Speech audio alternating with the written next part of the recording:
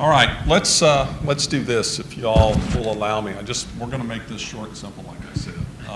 I just need to get some feedback. So this is the 16th event, 16th year. COVID pushed us back a year, and I think we skipped 1 year. But this is the 16th time in running the conference. And our numbers keep going down, right? But there's still tremendous interest from the stakeholders. I see the same people, with the exception of some newbies coming in now and then. But there's just tremendous interest for the key folks that want to see this succeed. You get Mike Hart, comes in and year out. You've got the vendors, Hartmut's been in here. You got Kevin with his technology. I just need some feedback. What do I need to do to bring more people to the table? And so thank you. You're raising your hand, all right. So let's start this. Let me just go around the room, and if you guys can provide me some feedback of how we improve this, how we get people here. Just one quick point. I did some conference organizing in the past, and ever since the going online, it seems like a nice way to keep your conference going because you get all the online people. Hi, everyone. The problem is they're not here, and then it sucks from it. So in a few conferences, we've converted back from online to in-person only just because, unfortunately, once you're scattered, it just isn't the same conference. So I would recommend, unfortunately, dropping the online. If you want to be here, be here. All right, so point one, perhaps drop online. And I know we've got some virtual attendees that are saying, wait a minute now, I'm online. But I point taken. Well, those online are missing out on some great weather and some building great relationships. Gene, I don't know, this might have been the 10th year that I've been in this conference. When I spoke yesterday, I talked about the results that I've had. And I go to conferences that are 1,000 people, 2,000, and walk away hopefully with like one lead. And yesterday I talked about probably about 5 projects we're working on that had come from this conference. And at this conference in particular this year, there's probably about 3 projects that we're moving forward on. And we're working on budgets, we're working on site location, and that's pretty darn good. And that's just for one county. And so I think that the quality of the people that are here are very serious about the industry and very serious about bringing projects to fruition. And then the vendors that are here are going to benefit from that because we're going to need to purchase equipment. I think in the marketing, I would try to do a better job, but we should have more of the publics here that are dealing in waste, and then private companies that would like to provide that service. And I'd like to assist in doing that more. And maybe each of us go to our different associations. I know one year we actually had a Team California meeting here before the conference, and then people stayed afterwards. And people walked away and said this was fantastic.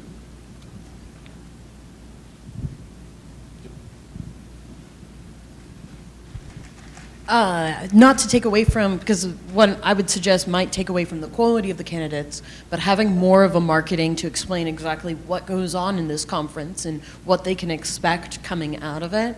I jumped in not really sure what I was going to find, but I was excited, so I didn't mind. But a lot of people are kind of risk adverse, which was the topic before. So I think the thing is letting them know exactly what to expect. Like, you're going to learn all the ins and outs of how to start your project. That would have been an amazing pitch, because I feel like a lot of young people who are coming into it, this is their time to learn from everyone else. And from everyone who's a new project, this is their time to figure out and network, but knowing like what does that networking look like for them. So I don't know if that helps in the marketing. Absolutely.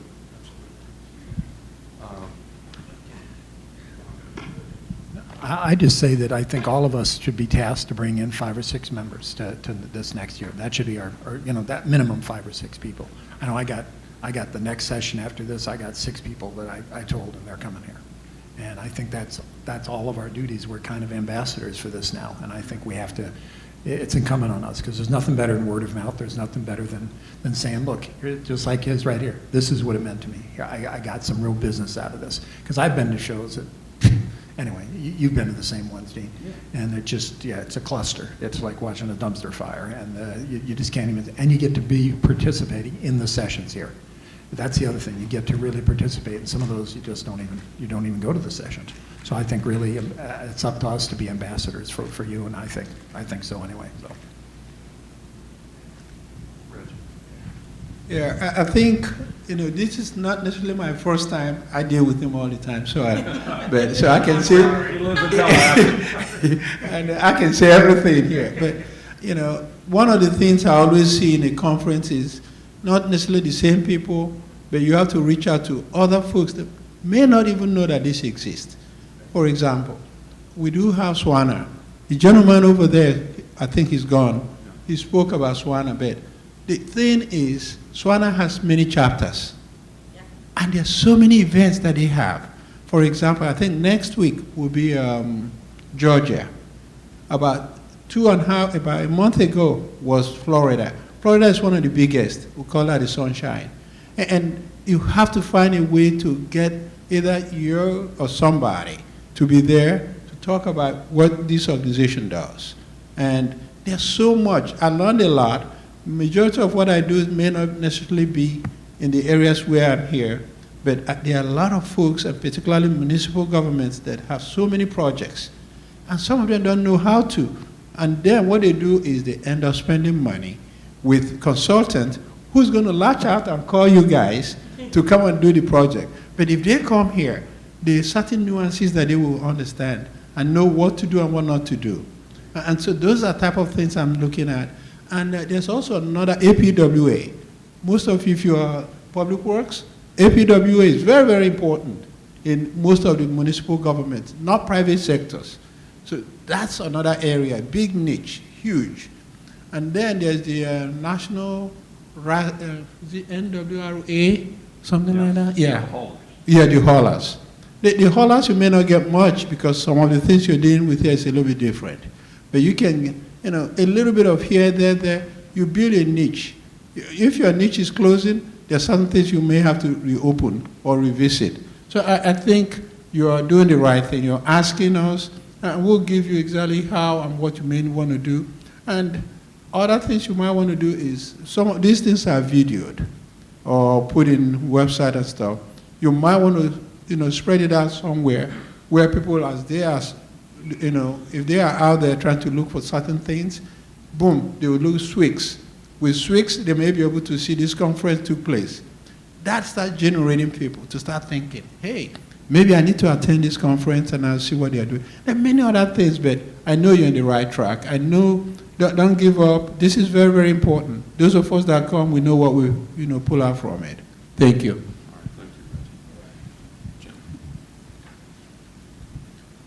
So, I'll give you a couple suggestions. So I'm not officially in the waste industry. I'm outside, in an adjacent industry, but, we are some of the private companies out there doing these actual projects and stuff. But, one suggestion might be to look at making this more of an official educational thing. So one of the other things that I do is cold storage. And the cold storage has an institute, the Cold Storage Institute, and it's a 3-year program. All of the major, and I'm talking the biggest cold storage companies, send all their employees to it, and they get classes and seminars that are part of it, and at the end of the 3-year program, they get an actual certification in their industry that actually means something to folks in that industry. I have that, maybe focusing a little bit more on the education, because this was incredible. I learned so much from the consultants and people doing the projects and stuff. If you were able to formulate that into something that would matter to the waste industry, that might attract some more people, to come, whether it's project managers or stuff like that. The second part of it that I would say is definitely leaning in the municipalities. Here in California, we've got the League of Small Cities or something like that it's called, and that's all of the cities in LA, Orange County, San Diego County, I think Riverside and everything, and it's all the small cities, so sorry LA, but all the small cities that are there, and they kind of band together, and they do things, that might be an outreach, thing that you could do, and I'm sure other places have groups like that, but attracting some of the public works folks that are dealing with a lot of this, and it's coming critical now to try and figure out what all these municipalities are going to do for their waste. So I think that's a huge market, for this. And then just reaching out to the industry groups, trying to get the waste companies here. I think that's the biggest thing that I'd recommend. And unfortunately, I ain't got any contacts there, so.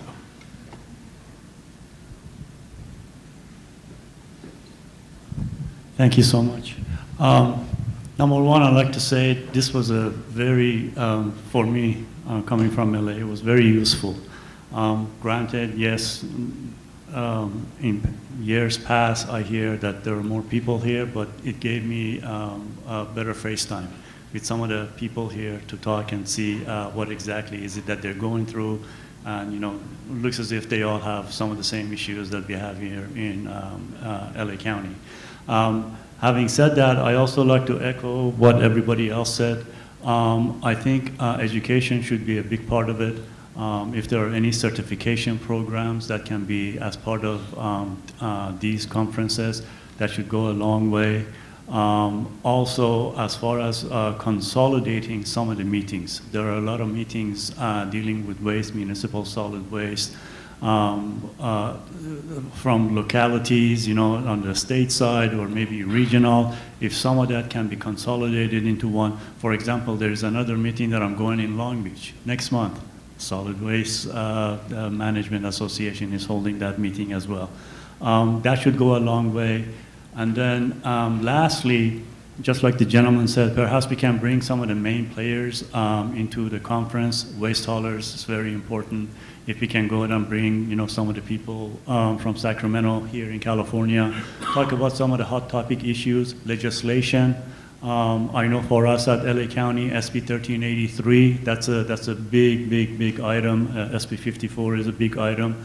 If we can go ahead and discuss some of the hot topic issues and how it would impact the solid waste management for each community and the services they offer to their communities, that should go a long way. Okay, thank you. What do y'all think about location? All right, so I'm from Florida. I'll come to you next, Kevin, but I just want to ask this quick question. I'm from Florida. It's August. I don't want to be back in Florida right now. I love coming out here. Are y'all happy with San Diego? Yes. Okay. All right.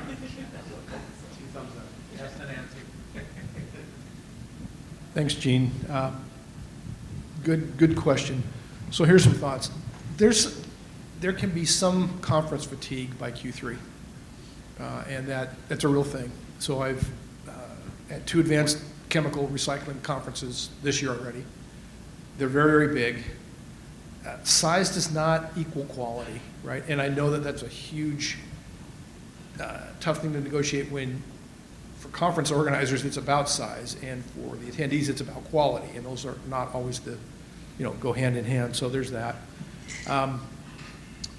I would encourage you, if you haven't, to go attend like the Chemical Recycling Conference in Texas in March, whenever that is. It's put on by AMI. You charge a freaking fortune, which I hate. You're very reasonable in that regard. And maybe navigate, or at least navigate with them without going to the conference.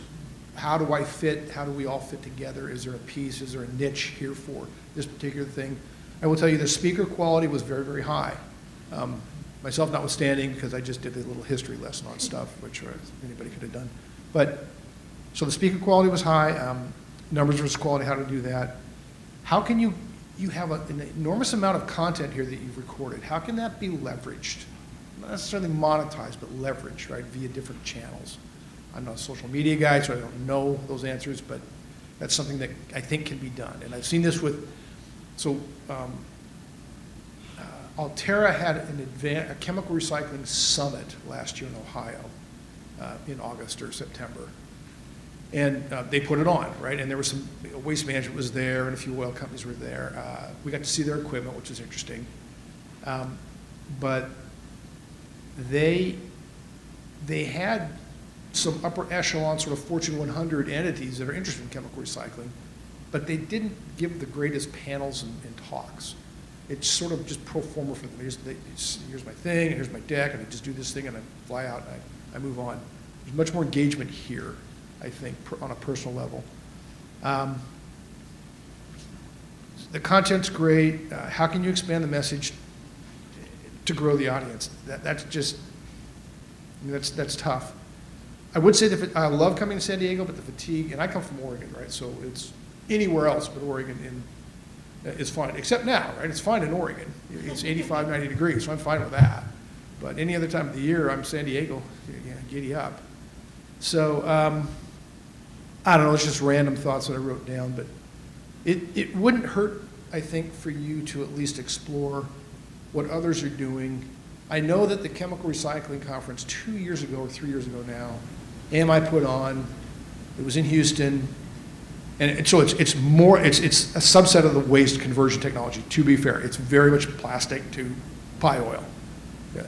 But there was 500 people, they had doubled it from the year before, and then the next year they didn't double it, it went down a little bit. So they saw the same sort of slip that you have seen, I think, a little bit. But all the oil companies come and they send 6 or 10 people each. Waste people come, they send 5 or 10 people each. And, you know, I mean, if you want numbers, engage those people to attend something. I guarantee you the content here, if you could, the summit, they actually put all of the videos on a sort of a secure channel. I had to become a YouTube subscriber to get to them, but I did, and I downloaded them, and so that was great because the slide decks are great. Hearing what people said and the interactions, really great, right? So just some food for thought. I think you do a great job. Thank you, sir. Hang on,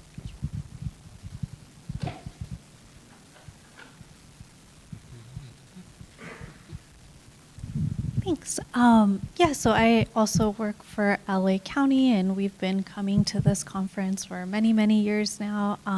But I think one thing that could help facilitate the discussion and increase attendance is also marketing more towards the public sector, like states, cities, and counties, because we've been talking about the technical side and the regulatory and public process and how we have to bring them together to move these projects forward. And one common thing that I hear from a lot of developers or other jurisdictions is that, oh, LA County is the only jurisdiction that even is looking at conversion technologies, and we're the jurisdiction that people come to for information, at least here locally. So if we could maybe increase that awareness with other jurisdictions, that could maybe help move more projects forward, because, you know, we're not the only place where a CT could be developed.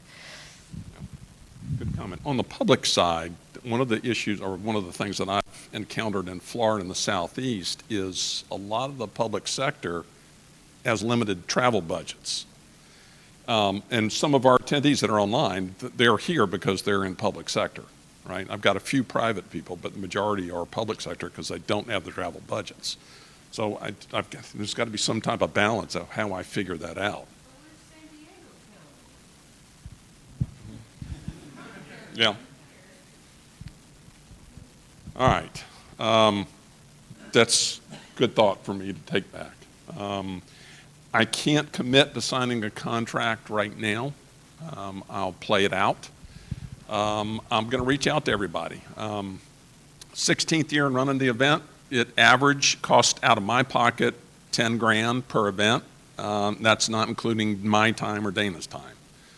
This is the only conference I actually lose money on. But I love this industry, and I'll do it again, but I'm not going to sign a contract until I have commitment from supporters. So at some point, I'm going to put a call out, and you ever see these fundraising events where the thermometer, this is the level I need before I sign a contract. So I'm going to do that this time. Unless I've already reached out to SWANA, right? So trying to get them to partner with me to maybe take on some of that financial responsibility, and we'll see how it goes. So, yes, Jimmy. Just a question. When you send out emails, they usually come through a secure emailing server thing, you know. While that's cool, in terms of, you know, accessibility, you know, from the marketing perspective, which is another one of the many hats that I wear, you know, those kind of things don't tend to get looked at because people think it's a hack. because it's rather than just reading the email, I have to click into something and that could have malicious things on it. So like our spam filters, the AI that we use to monitor our emails actually filters them out. And I get a report, thankfully, at the end of every day because I receive too many public emails that I'm able to tell IT to release them. But your initial emails, I never get. And that's usually why I don't register until like midway through after you announce it. So, I don't know. That's great for maybe once you've got commitment and you're just trying to, email show materials and stuff out. But maybe the initial ones, if they were a little more markety and not behind a secure thing, you might get better readability from those. And that's something that I've unfortunately encouraged or experienced over the years, where I started sending out emails from my personal email, and then my personal email got blocked, right? And so it's then, oh my God, what do I do now? So that is something that's why I went through Constant Contact. So there's got to be some type of technology solved to that problem.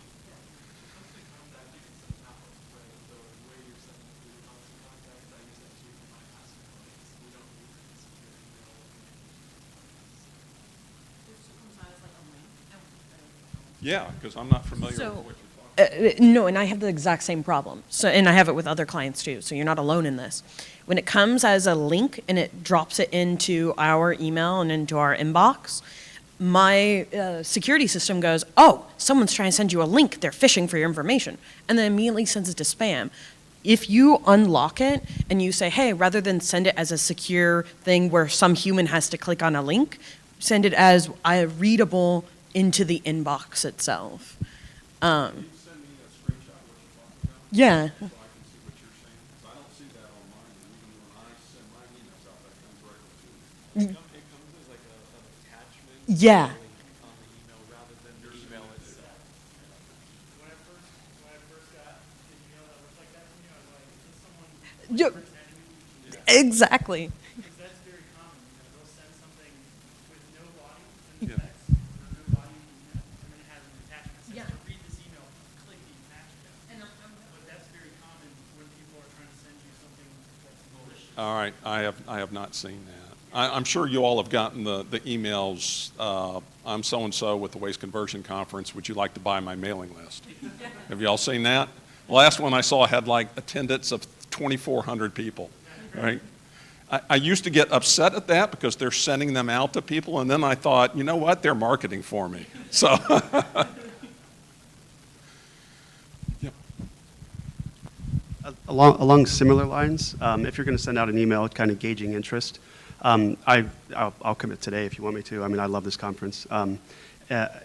Other conferences that I speak out will send me a link and say, hey, help me promote this conference. Here's something that you can cut and paste into your LinkedIn. It's a nice graphic that says, I'm attending or I'm speaking and I had a great time last year, something like that. And I'm not saying, I guess I'm saying I'm lazy, because I would love to help you promote on my social media. Not that I'm an influencer by any stretch of the imagination, but just to help to get the word out there. So if you do send out that, hey, do you want to attend this year?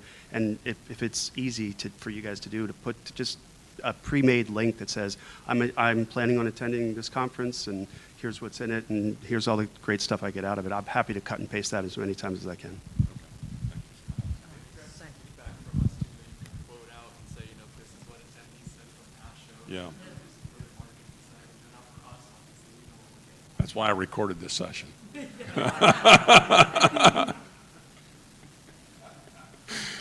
All right.